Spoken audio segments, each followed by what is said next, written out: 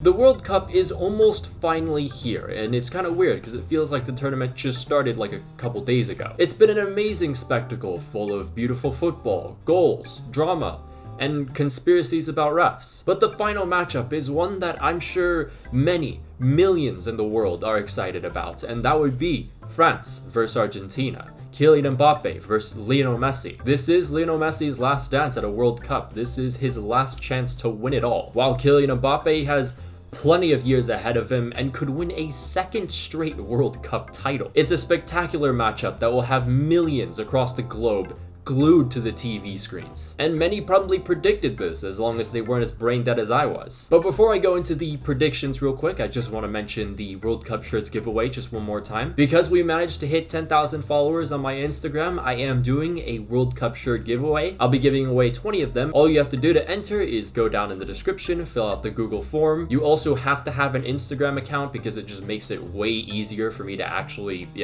announce the winners and communicate with them. This is your last chance to enter. You have until the World Cup final ends. After that, I'll probably just announce a live stream where I'll be revealing all the winners and we'll go from there. So again, all you have to do to enter is go down in the description, fill out the Google form, and you're good to go.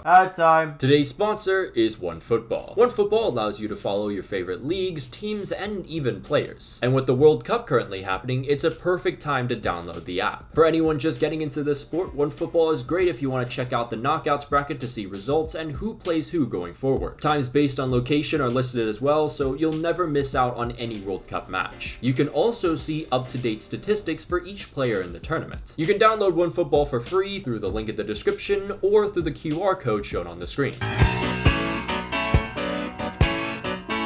So we'll start out with the South American candidates, Argentina. How Argentina got to this point, they lost to Saudi Arabia in their opening match, but then bounced back against both Poland and Mexico. From there, they defeated Australia in the last 16, the Netherlands in the quarterfinals on penalties, and then finally a very convincing 3-0 win against Croatia has sent them to the final. And as you can probably see from the pattern, Argentina has grown with every match played. Substitutions and changes in starting lineups by Scaloni have been key to Argentina's success. And the Albiceleste aren't afraid to be a little more unorthodox and change the way they usually play. The semi-final match was a perfect example. We hadn't seen many try to run in behind the Croatian defense that looked extremely solid and formidable, but Argentina did it and it was extremely effective. This is a team that will play a relatively mid to low block, which could frustrate the French, especially seeing that it has been very effective, with Argentina only conceding just 8 shots on target. Nicolas Otamendi is a great passing outlet. He has 92 passes per game and a 92% passing success rates. He's also an incredibly massive figure in the air. Christian Romero did not start the tournament well, being turned into a pretzel by Saudi Arabia's attackers, but he, like a lot of the Argentinian players in this squad, has really developed throughout this tournament. Emi Martinez hasn't been fantastic. We kind of talked about this with his save percentage, but to be fair, again, that's a very small sample size. But I'll give him credit where credit's due. He looked much better against Croatia, and if this final is to go to penalties,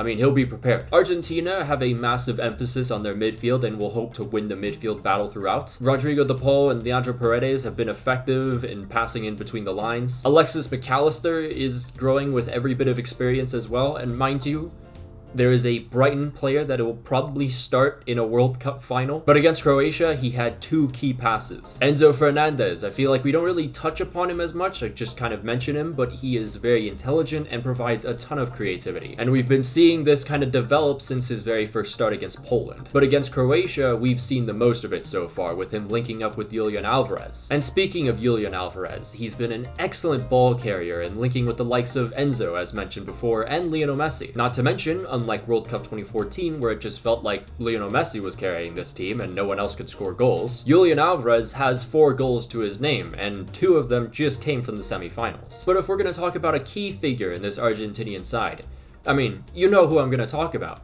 Lionel Messi. 5 goals, 3 assists. The man has been a monster throughout this entire tournament, whether it's abilities-wise or even mentality-wise. Messi will literally take on anyone. Against Croatia, he took on the best defender in the entire tournament, arguably, and turned him completely inside out. But also, there's not much attention put upon his off-the-ball abilities, which kind of makes sense. The dude just walks around. He doesn't really contribute to anything besides the attack. But his communication with teammates has been highly effective. effective. During that time when he was turning Gavardiol inside out, he used Alvarez as a pick. Experience, though, is something that doesn't really get talked about as much, but it is huge when it comes to a World Cup final. And Lionel Messi has that experience. He's played a full 120 minutes of a World Cup final back in 2014. He's learned from his mistakes. He knows he can do better now, and he's going to show that on Sunday. A quick little overview of the depth as well, just players that can come off the bench. Angel Di Maria is one of them. He's averaged 1.8 key passes per game. Lautaro Martinez, I know he's been terrible throughout this entire tournament, but it is a final. This is basically a clean slate. It does not matter how terrible your performances have been throughout. If you can put that stuff to the past, you can still make a difference. Paulo Dybala, I know he's probably not actually going to be subbed on, but when he was subbed on against Croatia, he looked pretty lively. Also, a very important aspect is mentality. And this Argentinian side, I believe, has that nailed down. They are hungry to win this World Cup, and they will do it by any means necessary. The one thing they just can't do is invite teams back into the game. They didn't do that against Croatia, which is a good sign, but it is to be known that the World Cup final is when nerves are really up there, and you can't let those past errors or habits haunt you. Now we must discuss France. How France got to this point. They had a bit of a shock when they conceded to Australia in the first 10 minutes, but they came back to win 4-1. Then they defeated Denmark 2-1, lost to Tunisia, but still won the group. So World Cup curse gone, done with. Into the round of 16, they defeated Poland 4-1. Into the quarters, they defeated England 2-1. And in the semis,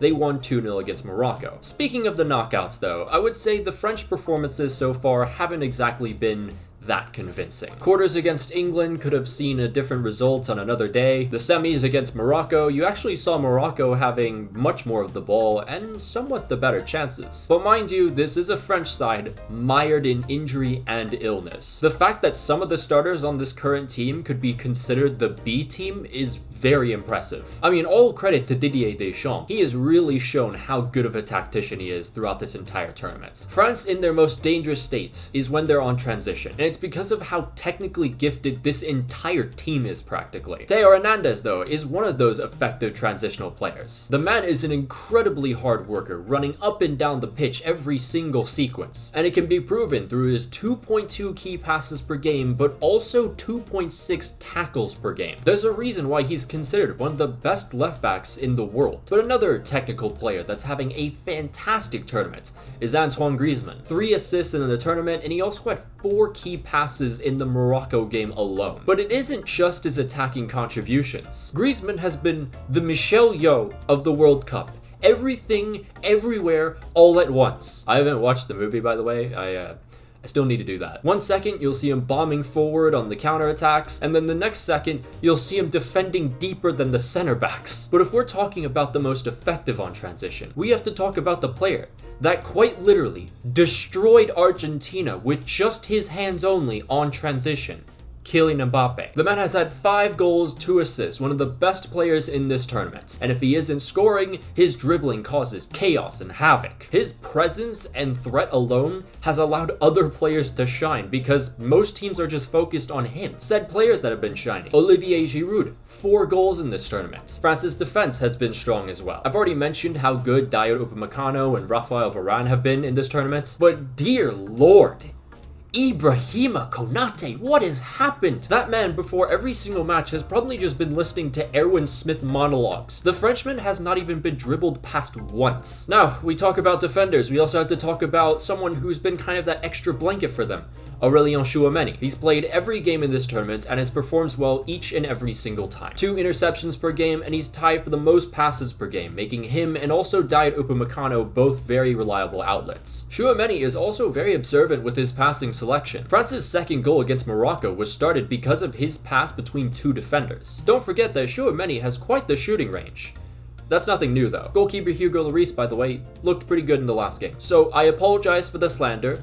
For now, at least. In terms of depth, you have Marcus Thuram, who looked really good when he was subbed on for Olivier Giroud. Rando Kolo Muani in 2 appearances has been impressing, and he also scored on his first touch in the Morocco game. You could also probably throw in Kingsley Coman, because the man has experience playing in finals. Speaking of experience though, in terms of finals, France has a lot more than Argentina. Excluding Benjamin Pavard and Lucas Hernandez, who didn't start in 2018, you have Hugo Lloris, Raphael Varane, Antoine Griezmann, Olivier Giroud, and Kylian Mbappe. 5 players starting have experience in the final. It seems insignificant, but finals sometimes don't come down to form. It can also just come down to which team can keep their nerves down the most and make the least amount of mistakes. So now it is time to pick my winner. There is so much quality on both sides here, you know, strong defenses, incredible attacking talents. I mean, Lionel Messi, man.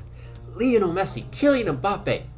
I mean, we're being spoiled here before Christmas. It's very hard because both teams are kind of, I wouldn't say the best versions of themselves either. You know, Argentina have been growing into every single match, but also they haven't been perfect. And France, I've said that before already. I'm gonna go based off of experience for this one. I think that's the smarter idea. And I'm sorry, Lionel Messi. Yeah, I'm really sorry because I want to see you win a World Cup. But I think it's going to be 1-0 France. Whether that happens or I manage to jinx France, I guess we'll just have to see on Sunday now. It's going to be an incredible final. I really do believe it's going to live up to the hype. I mean, I hope so. If this turns into a 0-0 draw and nothing happens, oh boy.